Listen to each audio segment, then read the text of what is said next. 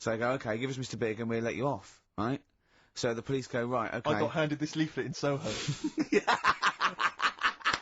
So you say, okay, well, I'll give you names. They go, right, you get evidence in court, and you go, yeah. They go, right, we'll have to get you away because you'll be done for. So you give us all the names of Mr. Big, right? We'll give you a new identity, a new passport. We'll let you go and live in Canada for the rest of your life with Suzanne, right? So why have I got to do all that? Because they'll bump you off, won't they? How did you know it was me? Because you have to give evidence in court. So they go, oh, Pilkington squealed. So you got to change all your life? Yes. Yeah. They've killed someone, yeah? Yeah. Well, look, you just know, you're giving them in to keep you from going to jail. So you don't want to spend the rest of your life in prison because you're involved in something, or sorts, or whatever. It doesn't matter, Carl! No, listen! How would the mafia know that I've said something? Because you say in court, those are the people, he's Mr. Big, he's Mr. So-and-so, he ordered the hit. Don't you know anything? It's a lot of messing around though, isn't it? But... So I've got to leave this job, yeah? I think they might try XFM first. I'd have to... What, I'd have to bin Suzanne, would I? No, she'd go and live with you. You have to cut off all your ties with your friends and family, though. You can't contact them. You gotta leave them behind. Would she have to change her haircut? Possibly. When did the murder happen? Yeah. What would the new identity be that you choose? What would you choose for yourself? What name? Probably, I wanted to be called Brett when I was a kid. Okay. Right. Brett what? Brett Pilkington. You got to change your surname, yeah? Yeah.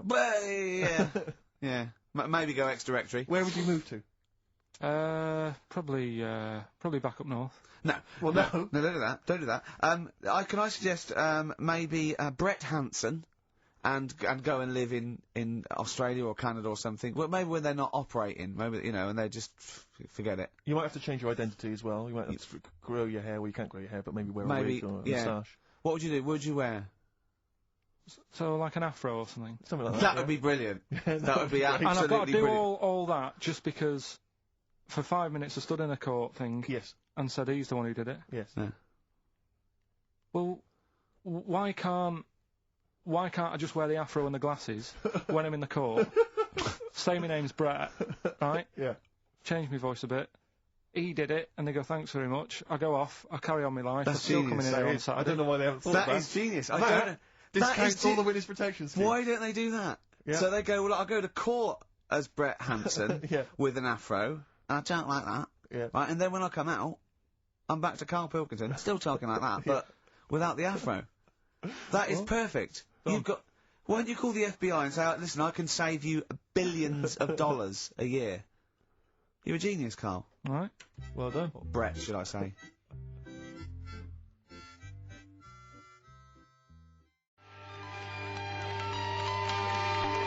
Don't Look Back into the Sun, Libertines on XFM.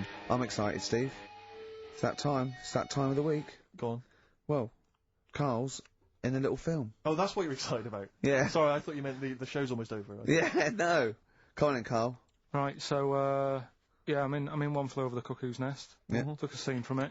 Yeah. Got to listen carefully in that. At the end, there'll be a question on, like, the clip that you've just heard. It's sort of like what they do in the Krypton Factor and stuff. So do you want to read out the prizes? Or just yeah, little these taster? little things. It's a couple of rock and roll albums. We got the. Why is it called One Flew Over the Cuckoo's Nest? I can't remember. I think it's explained in the book, but I don't remember. I haven't read it for many years. If someone knows, just a quick email to do. I'd like to know that. ricky.gervais@xfm.co.uk. You can win yourself, if you get the question right, the League of Gentlemen Series 3. We got that Rock and Roll Legends again, the Best of Blondie, a Nature Programme, and the Old Grey Whistle Test. Volume 3, so if you're Brilliant, so over it's well 50, worth- you'll enjoy that. Yeah. And just, if you haven't seen the film, it's just about, like a, what would you call it? Well, it's a guy who thinks he's going to get away with prison by going into a mental institution. It was a new experiment, but he finds out he can't get out and he's sort of trapped and, well, people know it, everyone knows what. Just play it. Well, play I it. saw it last week, so. Just play it. Alright. Well, you know, I've been observing you here now for the last 4 weeks, and I don't see any evidence of mental illness at all. Yeah, no, I'm not mental. I never said I was. I mean, alright, I got an E in history, but that isn't why I'm in here. I'm in here because I had to get away from from the outside world. It was doing me head in.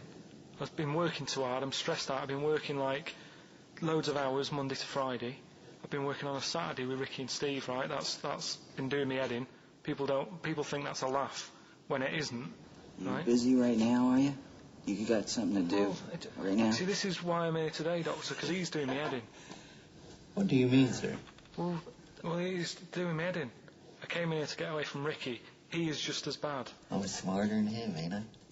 You're an idiot, right? You just...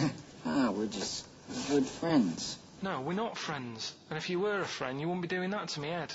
How do you mean that? Well, don't ask... Come on, I'll show you. Yes, Look what yes. you've done. Get him out of here. Get him off me! Get off! Get him home. Now, just hold it right there. All right. You get off! Doctor, will you tell him? Come here, Phil. Don't hurt you, does it? Of course it does. That's it. Now, hold on to it. Not too hard. You'll crush all the air out of it. We're gonna... You normally do... Get off!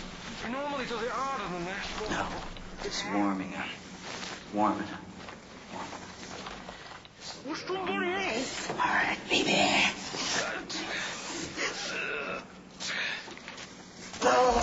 Get off! See what I mean, Doctor? That's what he's doing every day. The state of this. I don't know why you do it, because it's not as if you're going to crack it open. But I tried, didn't I? God damn it. At least I did that. I love it, the effort. Yeah.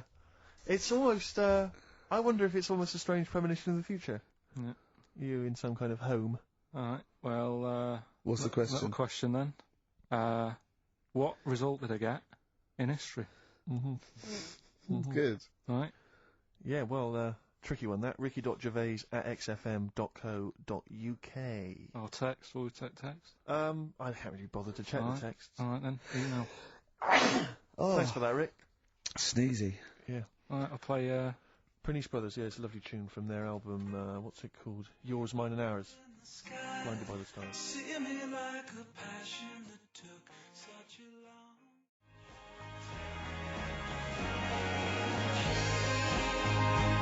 Blinded by the Stars from the Pernice Brothers. We've a couple of texts. I do occasionally have a look at them. Go on. We've had one here complaining. It doesn't say who it's from. It just says, "Wow, really clever homophobic material. Genius. Switching off, idiots." I don't know what they mean. It was not clever homophobic material. It was just homophobic. Well, what do they mean, though? But how is it homophobic? We weren't being anti-gay. We were saying we don't understand the gay world. And anything that's... We were querying and questioning it. Yeah, and Carl, see, this is what I mean. Carl gets us into trouble. I can't go through Chinatown anymore. No. It's not really a town, though, is it? It's not really a town. It's It's more the a best. novelty street. Novelty street with restaurants. Yeah. But I can't, and when we sort of like talk, we get tarred with the same brush as him, because Yeah. the man's an idiot. Yeah. But we often say that. We are not homophobic. I don't think Carl's homophobic. He's confused. He's interested. He's got nothing against Chinese people. He's got a little theory that they don't age well. And these are the sort of things that come across, I mean, they're not meant to be homophobic and racist. They're showing that Carl, I don't know the PC term for this, is a bit mental. Yes. And, I think we're doing our bit by letting him on the air. on the air as well. Like that complaint he got about that woman on, what's it called? Who are you looking at? Yeah. Because he said about, I don't even want to repeat it, but he said something, Yeah, but I never meant to upset anyone with that. No, I know you didn't. No, I know you didn't. No, but I mean, it's on a website now, and to be fair, she does say it was Carl that said it, and we were the idiot presenters that let him on air. But it's like Carl is bad for our reputation. Yes. Do you know what I mean? It's funny to be in a room with him, but then I want to sort of shake it off. Yeah. And I don't know what to do about Guilty it. by association. I know. What have you got to say for yourself, Carl, for some of the stuff you come out with? What have you got to say? I mean, I know the answer. It's absolutely from the heart and genuine... Ignorance. and confusion and interest. You haven't got a malicious bone in your body. Well... Towards me, yes, but yeah, other people. But again, he's just honest with you. He says... don't repeat what he says. No, don't repeat it, just leave it. But it's not as bad as some other things. But he's, he says, remember you just say that when you first met him, he looked a bit odd, but you got used to it. Yeah. Now that's from the heart. That's like him sort of like being honest and nice, but he doesn't know what that... And we can take it, of course.